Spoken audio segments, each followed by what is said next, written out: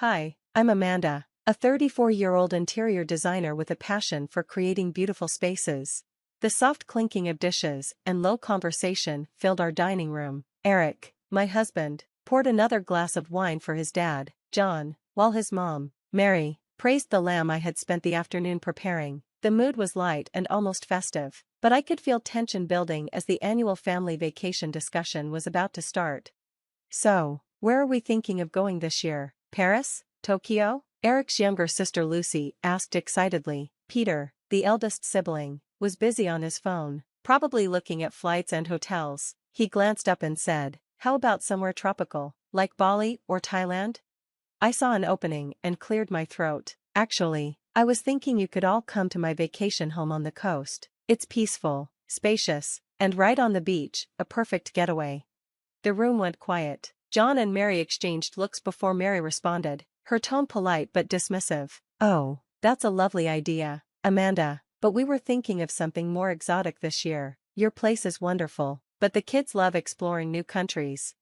Eric agreed, without realizing how it stung. "Yeah, Amanda's place is great for a weekend, but imagine the adventure overseas." I felt hurt but hid it behind a smile. "Of course, I understand, just thought I'd offer." Peter finally looked up from his phone. "Let's vote, then. All for going abroad?" Hands shot up around the table, except mine. "And all for Amanda's place?" I raised my hand, half-heartedly. It was the only one.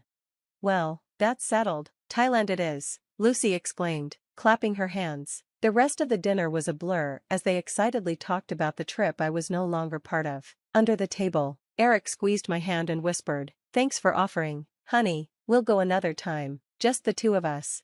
As they continued talking about temples and food, I quietly withdrew into my thoughts. I had offered a piece of my world, only for it to be turned down. The message was clear, I was good enough to host their dinners, but not their vacations. After dinner, when everyone left and Eric went to his study, I stayed behind to clean up. The family's rejection felt personal, like a judgment on my place among them, but I decided not to let it affect the life Eric and I had built together. They might not fully accept me, but I wouldn't let that define my worth or the love I had for my husband. As I stood alone in the quiet, I realized it might be time to stop trying so hard to win their approval and start living on my own terms. I wasn't sure how things would unfold, but as I turned off the lights and headed to bed, a small, defiant part of me was already planning a summer they wouldn't forget at my beautiful, yet unwanted, beach house. A few days after that family dinner, John called. His usual calm voice now had a touch of desperation. "Hey Amanda, we've hit a snag with our Thailand trip. There was a mix-up with the dates, and everything is fully booked because of a festival. We were wondering if we could take you up on your offer to use your beach house." I paused, still feeling the sting from how they dismissed my offer before, but I was already thinking of a plan. "Oh, that's unfortunate," I said, "but sure, the house is available. I'd be happy to host you all. You're a lifesaver, Amanda, we really appreciate it." After hanging up, I turned to Eric, who was just as surprised as I was. "Now they want to stay at our beach house, after voting it down?" I said, smiling. "Looks like fate has its own plans." My mind was already busy planning a few surprises for their stay. The following weekend, I went to the beach house under the guise of preparing it for the family, but instead, I installed hidden cameras in the common areas, not to spy on them, but to catch their reactions to the small inconveniences I had in store. I set the thermostat to heat the house to a chilly 60 degrees, and I left a note about a problem with the hot water heater, warning them it might take a while to warm up, just giving them a taste of the adventure they wanted. I told Eric, while also programming the smart home system to flicker the lights randomly in the evenings. Eric chuckled, but I could hear the nervousness in his voice. "You're not going to make it too rough, are you? Just a little harmless fun. Let's see if they notice any difference between an exotic getaway and my boring beach house," I replied, grinning. When John, Mary, Peter, and Lucy arrived, I greeted them warmly. "Make yourselves at home. Oh, and just a heads up, the water heater can be a bit quirky. You might need to let it run for a bit to get hot water." "Thanks for letting us use the place, Amanda," Mary said, though there was a hint of reluctance in her voice, likely remembering how they rejected my offer earlier. "No problem at all. I hope you find it relaxing," I said with a smile, hiding the irony in my words. After making sure they were settled in, Eric and I excused ourselves, claiming we had urgent work projects that needed our attention back in the city. Now, it was time to see how their little vacation would play out on its own. I couldn't resist checking the live feed from the cameras. The first incident happened during their first dinner. As Peter was telling one of the family's favorite stories, the lights suddenly went out, plunging the room into confusion. Muffled curses and confused shouts filled the room until Lucy found the candles I had strategically placed in the kitchen. Guess the house really wants us to have an authentic experience, Lucy joked, though her voice was shaky as the flickering candlelight cast uneasy shadows across her face. Over the next few days, I watched as the family struggled with each little inconvenience. John kept fiddling with the thermostat, eventually giving up and wrapping himself in a sweater I had purposely left on a chair. Mary grumbled about the unpredictable hot water, and their frustration hit a peak when they planned a day out on the water using the boat docked at the house. I had hidden the key and left a cryptic note saying it was somewhere obvious. They spent half the day searching for it, their frustration growing with every failed attempt.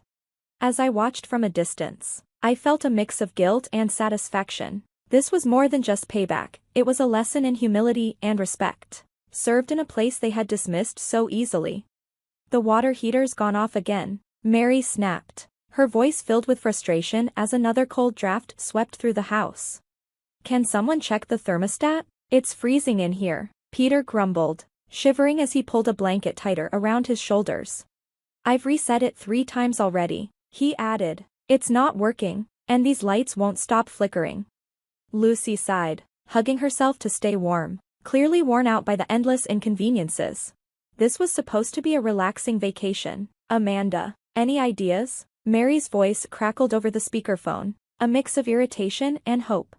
Oh, that's strange. Everything was working fine before you arrived, I replied, keeping my voice calm and detached, as if I wasn't responsible for the chaos. Maybe check the circuit breaker. I'll send someone over when I can, but with the storm, it might take a while.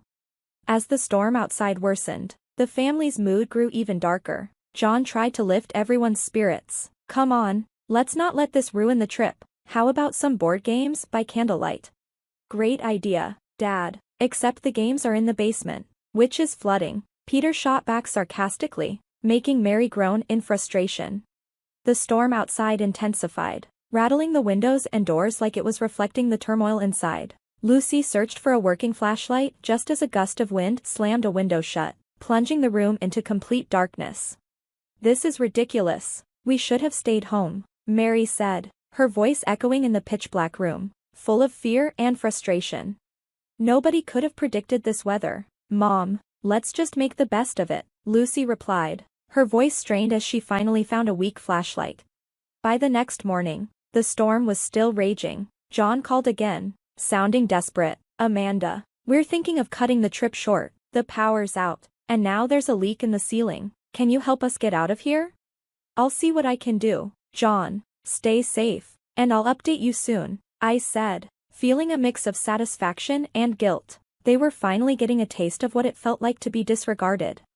When I called back with news of a local who could drive them to the nearest town, the family was packed and ready to leave. Their departure was rushed and frazzled, leaving the once warm and inviting beach house in complete disarray. As their car disappeared down the storm-soaked road, the house fell silent. The cameras kept recording the empty rooms, capturing the aftermath of the week's orchestrated chaos. The family returned home with dampened spirits, leaving behind a trail of bickering and complaints that would surely echo in future awkward family gatherings. My subtle manipulations had led to a cold realization for the family, a reminder of the importance of empathy and respect. Lessons they were now learning after experiencing what they had so casually imposed on others. The dining room was warmly lit, and the table was set as if the beach house incidents were just a distant memory. As John, Mary, Peter, and Lucy settled into their seats, there was a subtle tension in the air. Their expressions showed a mix of relief and lingering stress from their abrupt vacation. Thanks for hosting dinner, Amanda. It's nice to end the trip on a positive note, John said, trying to smile, though it didn't quite reach his eyes.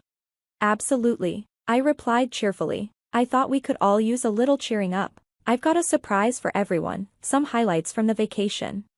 Eric clicked the remote, and the projector came to life. The first clips were harmless, showing their arrival and initial excitement. Laughter filled the room, momentarily easing the awkwardness. But as the video progressed, the mood shifted. Footage of the flickering lights, the thermostat troubles, and their frustrated searches played on the screen. Peter's laughter faded. Wait, why did you record all this, Amanda? Just capturing some memorable moments, I said lightly, but I held their gaze, watching as the realization dawned. The last clip showed their rushed departure in the storm, leaving the room in silence. Mary was the first to speak, her voice tinged with confusion and suspicion. Amanda, was this all some kind of joke to you? It wasn't a joke, I said, my voice calm but serious. It was a lesson in what it feels like to be dismissed and disregarded, just as I was when I offered my home for the vacation. Lucy looked down, her face flushed with shame. Amanda, we didn't realize we made you feel that way. John cleared his throat, clearly uncomfortable. We're truly sorry, Amanda. It seems we've taken your kindness for granted. Seeing their genuine remorse, I softened a little, realizing that maybe they had finally understood. I appreciate that, I said. All I ask is for mutual respect. If that's not possible, then maybe we should reconsider our future gatherings. Eric, who had been quiet, finally spoke up in support. We need to make sure everyone feels valued in this family, that's non-negotiable.